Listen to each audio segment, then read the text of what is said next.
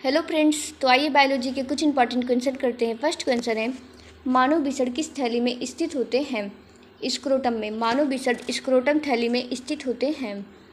Landing कोशिकाएं किस hormone का स्राव करती हैं? टेस्टोस्टेरोन का। लैंडिंग कोशिकाएं टेस्टोस्टेरोन हार्मोन का स्राव करती हैं। मानव मादा में अंडाशय की बाहरी परत कहलाती है, कार्टेक्स कहलाती है।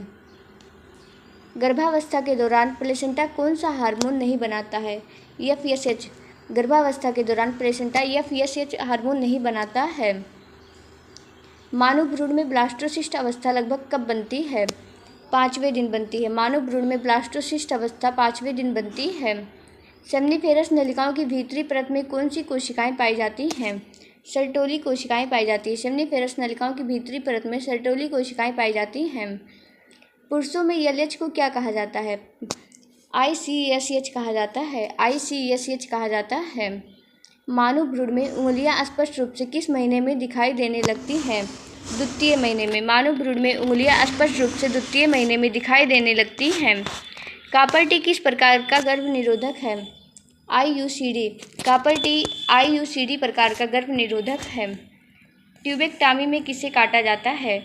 ट्यूबेक्टमी में फैलोपियन ट्यूब को काटा जाता है। ट्यूबेक्टमी में फैलोपियन ट्यूब को काटा जाता है। मेंडल के अनुसार किसी लक्षण के वैकल्पिक रूपों को क्या कहते हैं? मेंडल के अनुसार किसी लक्षण के वैकल्पिक रूपों को क्या कहते हैं? एलील कहते हैं। क्या कहते हैं? एलील कहते हैं।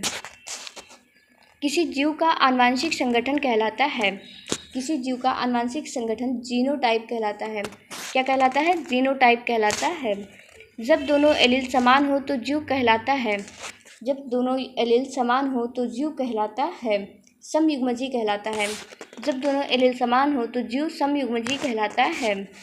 मानव में कुल लिंग गुणसूत्रों की संख्या होती है 2 होती है। कितनी होती है? 2। मानव में कुल लिंग गुणसूत्रों की संख्या 2 होती है। क्रॉसिंग ओवर का परिमाण क्या होता है? क्रॉसिंग ओवर का परिमाण क्या होता है? आनुवंशिक विविधता। क्रॉसिंग ओवर का परिमाण आनुवंशिक विविधता होता है। मानव में कौन सा गुण वाई लिंक्ड होता है? मानव में कौन सा गुण वाई लिंक्ड होता है? कान के बाल। कान के बाल। एबियो रक्त समूह की खोज किसने की? एबियो रक्त समूह की खोज लैंडस्टीनर ने की थी। किसने की थी? लैंडस्टीनर ने। बहुप्रभाविता का उदाहरण है। बहुप्रभाविता का उदाहरण है सिकल सेल एनीमिया। एक ही गुणसूत्र पर स्थित जीन कहलाते हैं। एक ही गुणसूत्र पर स्थित जीन कहलाते हैं सहलग्न जीन कहलाते हैं। क्या कहलाते हैं? सहलग्न जीन कहलाते हैं। सिकल सेल एनीमिया में कौन सी श्रृंखला प्रभावित होती है? Beta globin. Sickle cell anaemia में कौन सी श्रृंखला प्रभावित होती है? Beta globin. कौन सी श्रृंखला प्रभावित होती है? Beta globin. डीएनए में एक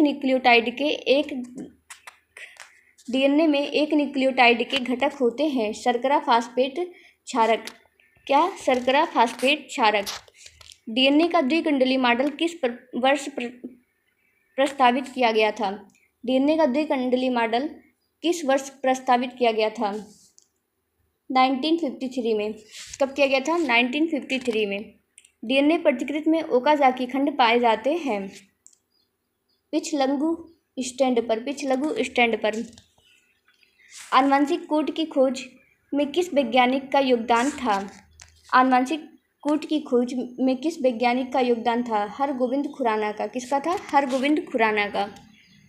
UGA क्या है? UGA स्टॉप कोडान है। क्या है? Stop codon. राइबोसोम की छोटी उप इकाई का मुख्य कार्य क्या है? राइबोसोम की छोटी उप इकाई का मुख्य कार्य क्या है? mRNA को पहचानना। एक्सान क्या होते हैं? एक्सान क्या होते हैं? कोडिंग भाग हैं। क्या है? कोडिंग भाग होते हैं। इंट्रॉन को हटाने की प्रक्रिया कहलाती है स्पाइसिंग। इंट्रॉन को हटाने की प्रक्रिया स्पाइसिंग कहलाती है। डीएनए फिंगरप्रिंटिंग में प्रयुक्त एंजाइम कहलाते हैं।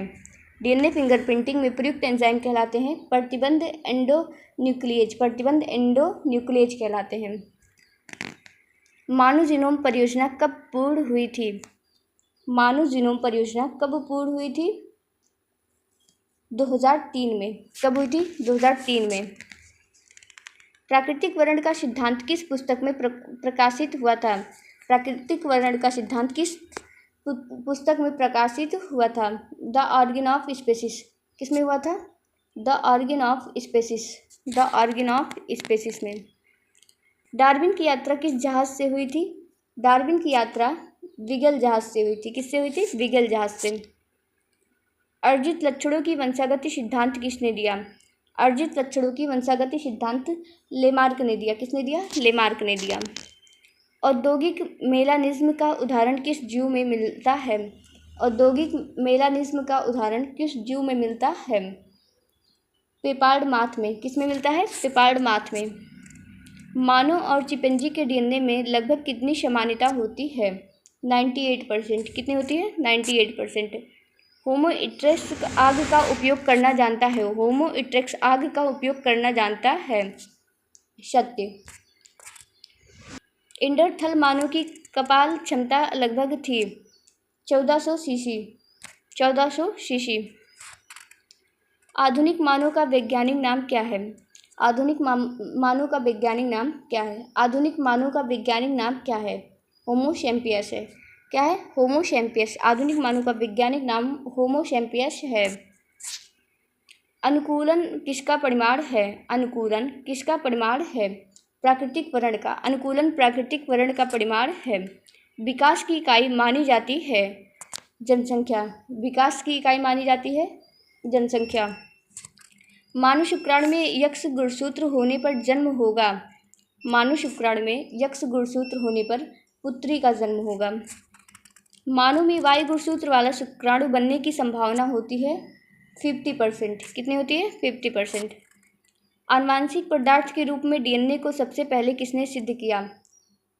एवरी मैकलिऑड और मैकार्टी ने। एवरी मैकलिऑड और मैकार्टी ने। ग्रिफिथ के प्रयोग में किस जीवाणु का प्रयोग किया गया? स्ट्रेप्टोकोकस निमोनिया का। ग्रिफिथ के प्रयोग में किस जीवाणु का उपयोग किया गया? स्ट्रेप्टोकोकस निमोनिया का। ट्रांसफार्मिंग प्रिंसिपल शब्द किसने दिया? ट्रांसफार्मिंग प्रिंसिपल शब्द ग्रिफिथ ने दिया। किसने दिया? ग्रिफिथ ने दिया। डीएनए में एडेनिन का प्रतिशत 30 है तो ग्वानिन का प्रतिशत होगा। डीएनए में एडेनिन का प्रतिशत 30 है तो ग्वानिन का प्रतिशत 20 होगा। कितना होगा? 20 होगा। एक डीएनए अणु में यदि A=20 है तो T का प्रतिशत होगा। एक डीएनए अणु में यदि A=20 है तो T का प्रतिशत होगा 20 ही होगा। कितना होगा? 20। हार्डी-वीनबर्ग संतुलन किस स्थिति में बना रहता है? हार्डी-वीनबर्ग संतुलन किस स्थिति में बना रहता है? जीन आवृत्ति स्थिर होने पर। जीन आवृत्ति स्थिर होने पर। जीन प्रवाह किसके कारण होता है? जीन प्रवाह प्रवास के कारण होता है। किसके कारण होता है? प्रवास के कारण। विकास के लिए सबसे आवश्यक कच्चा पदार्थ क्या है? विकास के लिए सबसे आवश्यक कच्चा पदार्थ विविधता है। क्या है? विविधता। Thanks for watching. ऐसे वीडियो के लिए चैनल को सब्सक्राइब करें। वीडियो कैसा लगा कमेंट में ज़रूर बताएं। वीडियो को लाइक और शेयर करना मत भूलना। Thank you.